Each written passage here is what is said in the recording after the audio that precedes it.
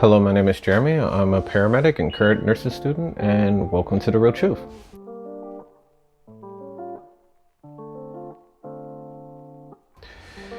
Like, comment, and subscribe, and let's go ahead and get started.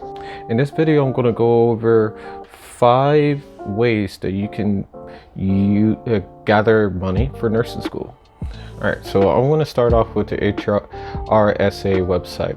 What this website entails is basically gives you an option. It's the federal US government.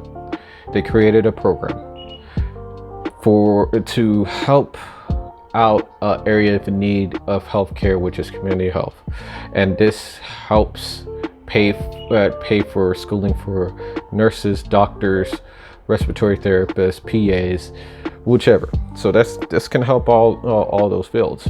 But in particular, the Nurse Career Scholarship Program covers the tuition.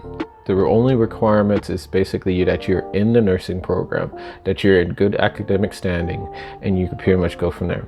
And even in the event that you don't get it, there's an option that for you to basically just take the student loans and then get with a facility that is authorized through the HRSA, which it has a high need for community health nurses, and they'll pay for it. They'll pay you $60,000 to pretty much stay there for 2 years and pay off your student loans. That's one aspect of it, and you don't lose any aspect of pay. So it's a win-win out of everything. So here's what you're gonna do.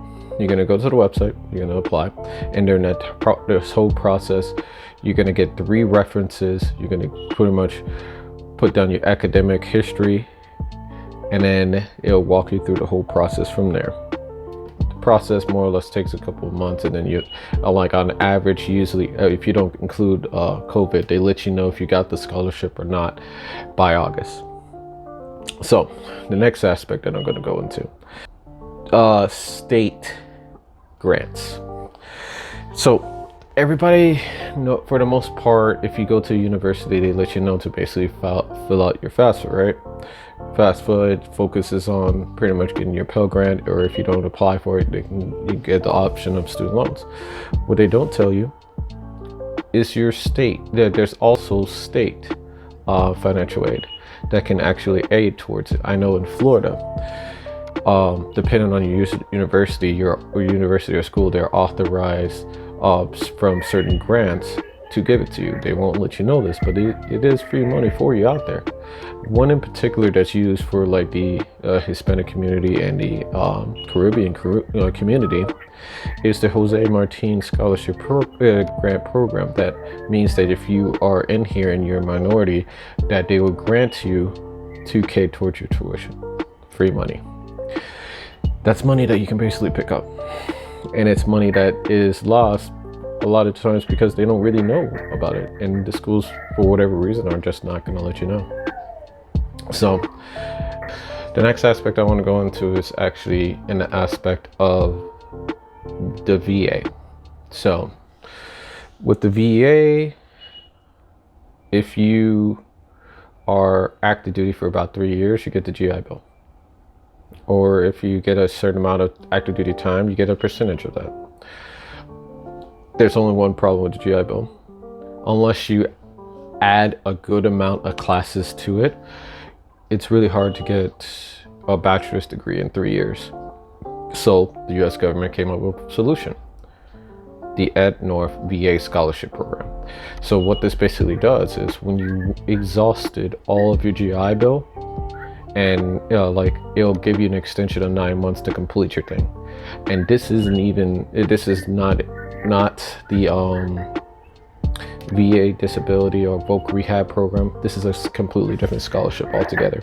You can go to ebenefits.com, and then you can go to apply for it, and it should be under the section where it shows Fry Scholarship portion right there, and then you can apply for it. The process takes approximately 3 or 4 months, but you'll get it, and it was authorized August 1st of 2019.